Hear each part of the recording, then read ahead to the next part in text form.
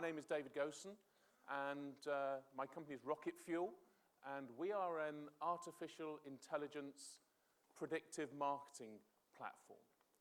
So the question I have for you today is, are you ready for predictive marketing?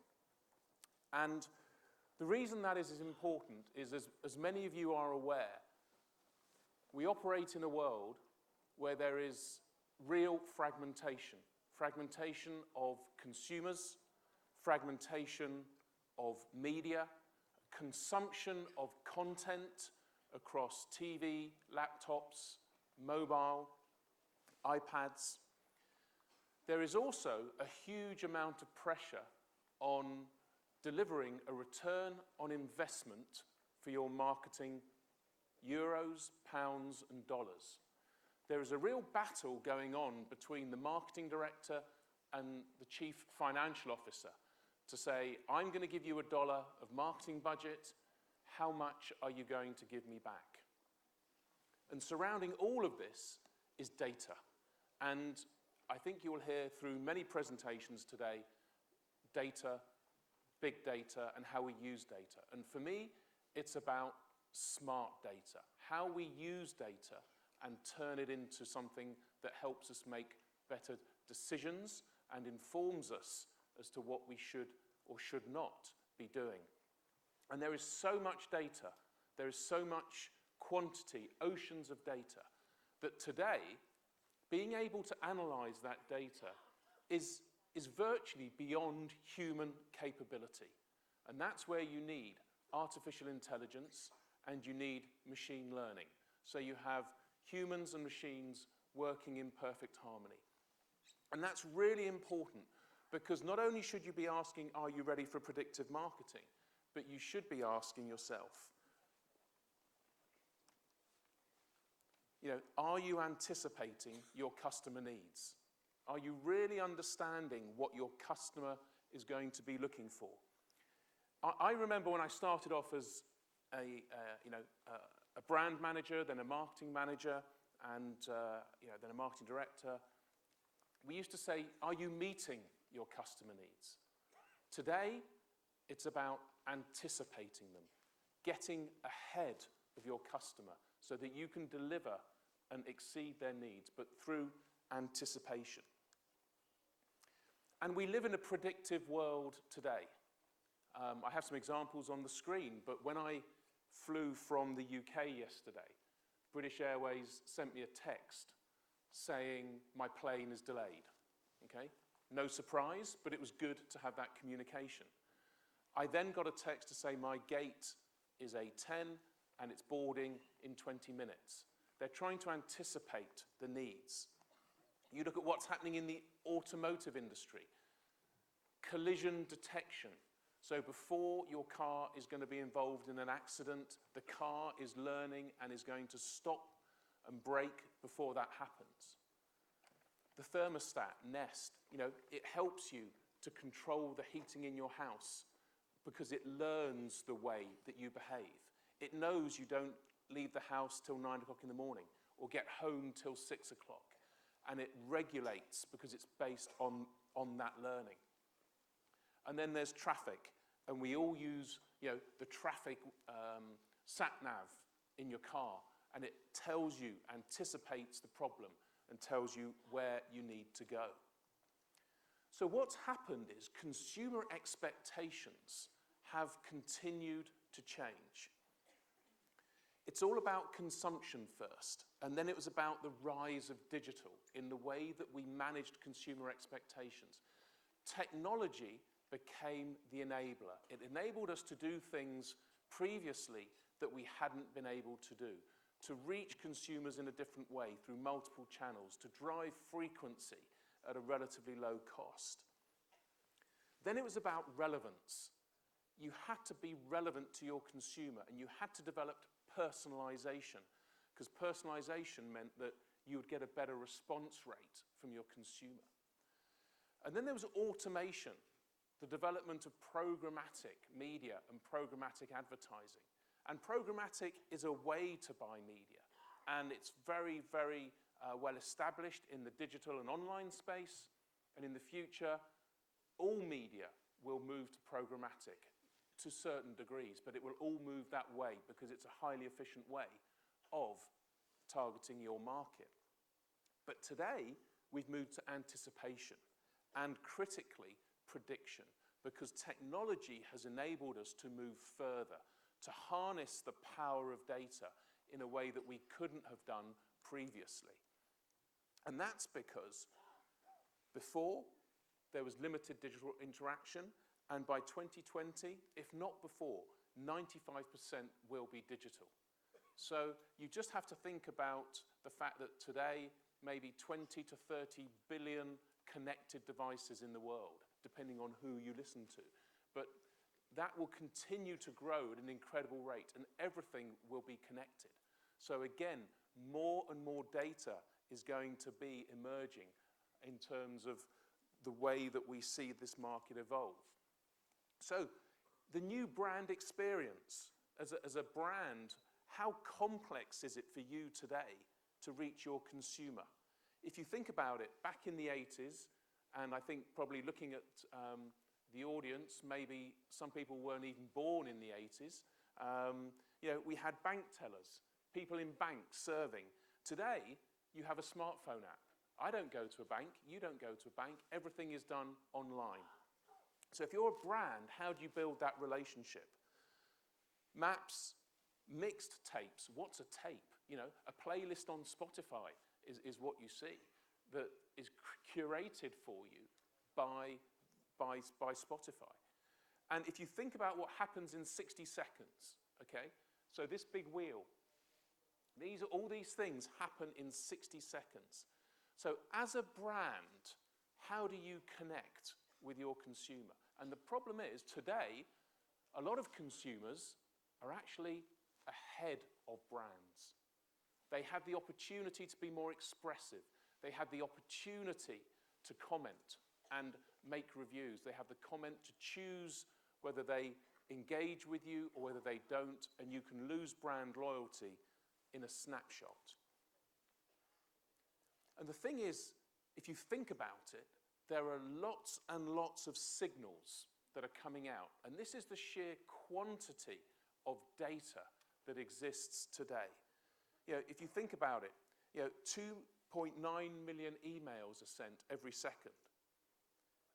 24 petabytes of data processed by Google, 50 million tweets a day.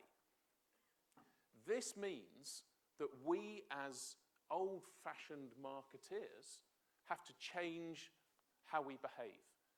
And the phrase for me that explains how we need to look at the future is consumer scientists, okay? When, again, I was in the world of marketing, I was a good communicator. I was good at buying media. I might have been good at doing creative. Today, as a consumer scientist, you have to be good at all of those things. Understanding your consumer, putting your consumer in the center of everything that we do. But you need to be a scientist.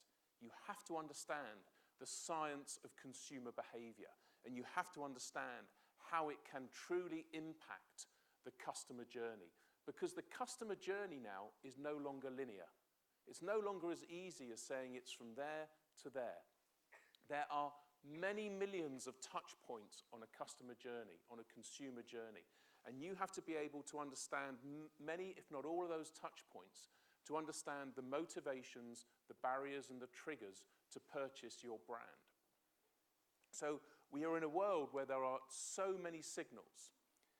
And a quantitative engineer, one engineer sitting down at his desk, 1 to 2 analytical models a week he could probably do.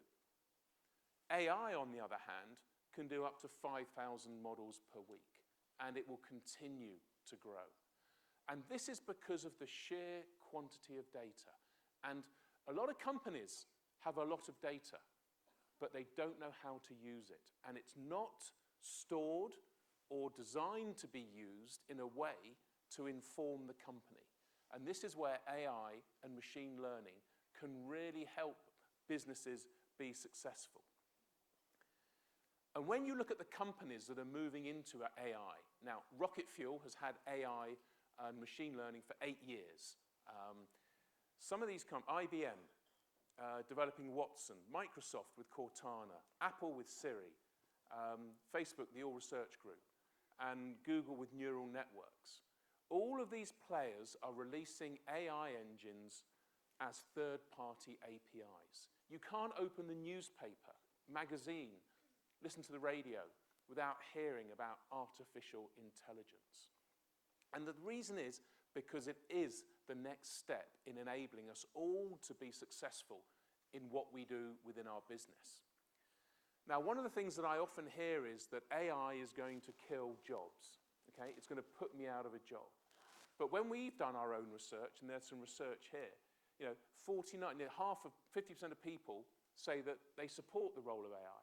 And some research that we've done actually shows that around 60 to 70% of people think it will enable them to do their job better, to perform more effectively and more efficiently. But what is critical, if we think about this consumer scientist role that we have to be, we have to change our mindset. We have to think differently about the way we approach the problems that we are confronted with today, if we want to be predictive, if we want to anticipate our consumer needs. Because using AI means that we should think about how we allow our consumers to access our brand. But access is only one part of the equation. Scale is critical. We all want scale. We all want to appeal to the mass market and deliver real impact at high volume. And to do that, you do need to anticipate. So one of the things that we talk about is moments. And moments are very important. And I'll say a little bit more on the next couple of slides. But understanding the right moment that the consumer wants to buy becomes increasingly important. And it becomes important because it's a question not about which single device that they're on, because you look at the individual and the person, because the same person uses multiple devices. Is someone more likely to buy in the morning, at lunchtime, or in the afternoon? How are they going to change throughout the day? What creative is going to resonate best with them? What is the message that you put with that creative? How can you track that throughout the customer journey? This is where you have to truly understand and have the capability to process all of that data. So the journey involves an infinite number of possibilities, and it's all of those interactions that are so important. But what we must do is think about all of those millions of signals and create intelligence. That's what we have to do to succeed in today's world. So if you think about the transformation that we have to move through as an industry, as we look at the future of advertising, as we think about where this is going, I've talked about the way that we started with digital marketing, what we call spray and pray, yeah? We just did as much as we could to get coverage and reach. Then we moved to programmatic, and marketeers learned to buy single impressions in real time through a changed infrastructure. And the key word there was real time. Yeah, real time. And again, think about this. What we do today has to be informed by what happens today. If we think about what happened a month ago, that's ancient history. Real time is the key determinant, one of the key determinants for the future of advertising as we look forward. And then we think about predictive marketing. And this is about those individual touch points, how we really capture those individual touch points to deliver that success. And you often hear about the law of diminishing returns. Well, here's the law of accelerating returns, because this is all about the sheer quantity of devices, interactions, users online, and in the advertising world and in the media world, the number of profiles that are available for agencies, for brands, for publishers, in the form of cookies to understand. But it's also the number of daily programmatic impressions that you get at any time. So Rocket Fuel is a predictive marketing platform. We also buy media programmatically. We see 250 billion bid impressions, bid requests, every single day. 250 billion. And it's only because we have the AI capability to process that, to model it, to run the algorithms, are we able to provide a way for our agency partners and the advertisers to get better marketing outcomes and deliver that all-important return on investment. So the old model, and I think about this for me, when I started off in marketing, was generic audience segmentation. Now, there is a role for segmentation, don't get me wrong, but it is the old way of thinking, because a segment is backwards looking. You're basing it on behavior that you've modeled or looked at last month, over the last 6 months, based on something that's happened in the past. You're looking in the rear-view mirror, okay? So just think about that for a moment. KPIs with basic things like traffic or reach or in-target delivery and specific actions. It really was pray and spray or spray and pray that you hit what you're trying to achieve. So that's the old model. The new reality absolutely looks at adaptive audience discovery. And the key word here is adaptive. It changes as you go in real time. It's optimized across the whole brand journey. And it's those moments, those specific moments that deliver the insights. And you have to understand each of those touch points because you can learn which of those impacts performance, which of those impacts conversion, which of those drives your brand awareness to a whole new level, or perhaps even creates greater purchase intent, depending on what your opportunity is that you're looking at. And what you end up with is outcomes based on decisioning. So again, back to intelligence, back to decisions as being critical. And this is what predictive marketing enables you to do. And we see 3 parts to a predictive marketing platform. There's an insights engine, okay? And this is the power to take all the data, the 250 billion bid requests a day, and turn it into insights.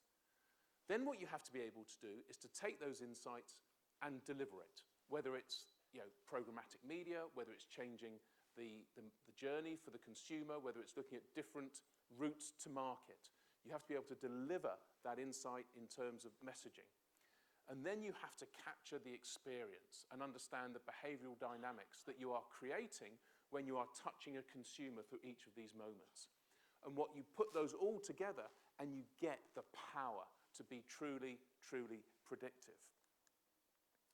So if we think about some of the problems that we are going to face and how predictive can help solve them.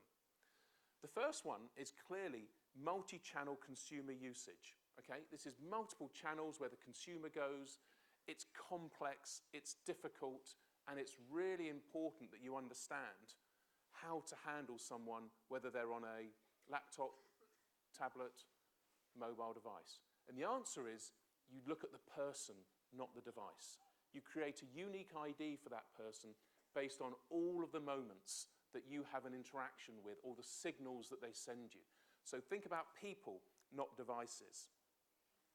Audience segmentation, as I said, is only one part, and it's a backward-looking part. Okay? Looking at real-time moments is forward-looking, doing it in real time. Everything that we touch on a daily basis informs a decision that is being made in terms of anticipating those needs of consumers there and then. So it's real-time learning, not just basic demographic segments. The classic marketing funnel, again, that we've all been educated with, is too oversimplistic for today's hugely complex world. So what we need to do is think about the non-linear customer journey. It is no longer a straight line. And we need to re-educate ourselves to think about this much more complex and less linear approach that our consumers are buying. When you take third-party data, it doesn't differentiate your brand or your agency. If you are a car manufacturer and you buy or lease third-party data from someone, guess what? Your competitors do exactly the same thing. How can that be differentiated? So what you have to do is you have to really activate your own first-party data, the data that you collect, the data that you store, because that shows you the specific moments that are very relevant to your brand. Not your competitors, but to you. And using and leveraging that data will create a significant differentiation for you in your marketplace. But data alone, as I've said, does not solve anything. It really is about decisions based on intelligence rather than instinct. By all means, have a gut feel, but enable yourself to be more intelligent based on the data, informed through technology, powered by artificial intelligence. Because if you manage to do all of that, then you will be ready for predictive marketing, because predictive marketing is here and now, and it has arrived. Thank you very much.